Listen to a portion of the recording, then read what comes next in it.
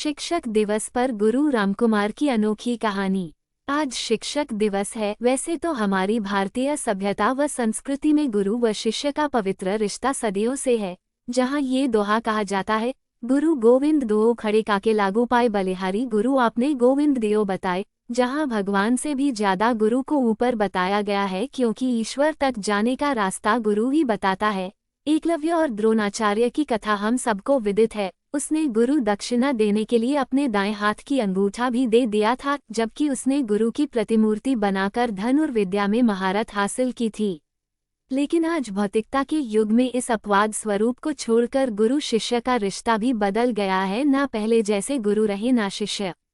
रामकुमार एक ईमानदार शिक्षक थे। अपने जीवन काल में उन्होंने अनेक योग्य शिष्यों का अनेक पदों पर आसीन कराया। कभी भी उनसे कुछ भी नहीं लिया। अगर कोई भी शिष्य गरीब होता तो उसे बिना एहसास कराए फीस भी भर देते थे और घर पर समस्या आने पर बुलाते भी थे। उनके इस प्रत्यय से उनकी पत्नी व इकलौता बेटा नाराज होता था। खैर, जिंदगी की गाड़ी किसी तरह चल रही थी। वह रिटायर्ड हो चुके थे, पर उन्हें अपनी जिंदगी से कोई शिकायत नहीं थी। वह आत्मसंतोष अनुभव करते थे। उन्हें गणित व विज्ञान जैसे विषय पर अच्छी पकड़ थी। चाहते तो काफी पैसा कमाकर पत्नी व बेटे के लिए भौतिक सामग्री व बंगला जुटा सकते थे, पर उनका मन शिक्षा जैसे अमूल्य वस्तु को अपने मन के विपरीत बेचने का इरादा नहीं होता था। वैसे वे विद्यार्थियों में काफी लोकप्रिय थे। उनका बेटा बड़ा होकर उसी शहर में एक कंपनी में नौकरी करता था। अपने पिता की ईमानदारी से काफी शुभ रहता था। एक दिन उसके पिता अपने पुत्र को लंच देने आते हैं। काफी देर तक कंपनी से कोई बाहर नहीं निकला। वह धूप में बाहर खड़े रहते हैं।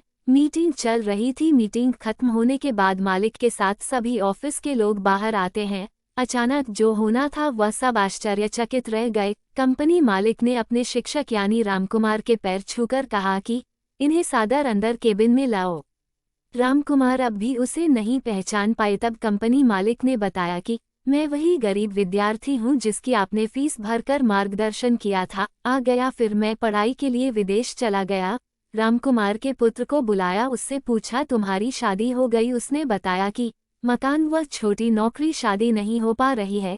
कंपनी मालिक ने उसके लिए एक बंगला आवंटित कर उपहार में दिया तथा प्रमोशन कर उसका वेतन भी बढ़ाया। शादी का खर्चा भी खुद वहन किया। शिक्षक को ये कहकर खामोश कर दिया कि यह मेरी गुरु दक्षिणा है, आप मना नहीं करेंगे। आज राजकुमार के पुत्र को अपने पिता की योग्यता व ईमानदारी पर गर्व महसूस हुआ। इस तरह आज भी हमारी गुरु शिष्य की परंपरा जीवित है।